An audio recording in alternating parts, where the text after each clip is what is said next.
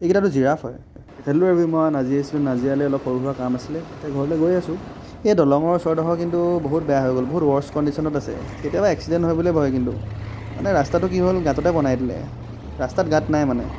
চব কথা বাদ দিয়া, এইকেইটা কিন্তু গৰু নহয়, এইকেইটা হৈছে জিৰাফ। মানে কথাটো কি হ'ল, আগৰ দিনত সেই লেমাৰ্কিজিম বুলি থিয়ৰী এটা আছিলে, সেইটো কথা মনত পৰিলে ঘপককৈ। এই থিয়ৰীটোত কি হৈছিলে, এজনে কৈছিলে, লেমাৰ্ক বুলি এজনে কৈছিলে যে জিৰাফৰ বোলে ছায়েন্সৰ বায়'লজি থিয়ৰী দেই, জিৰাফে বোলে আগতে সেই তলত গছবোৰ নাইকিয়া হৈ গৈছিলে, চাপৰ জিৰাফটো আছিলে দেখিবলৈ গৰুটোৰ নিচিনা।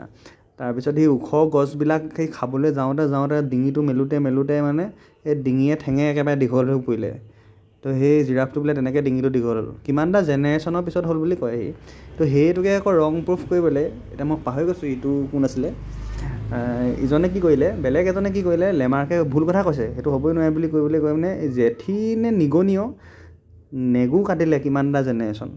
সি ক'লে নেগুডাল যদি কাটিয়ে দিওঁ তেতিয়াহ'লে কিমানটা জেনেৰেশ্যনৰ পিছত নেগু নাইকিয়াকৈ জন্ম হ'ব, যেনেকৈ জিৰাফটো ডিঙিটো দীঘল হৈছিলে। কিন্তু সি কৰিলে, কিন্তু কিমানটা জেনেৰেশ্যন ট্ৰাই কৰিলে, কিন্তু সেই নেগুডাল লৈয়ে জন্ম হ'ল।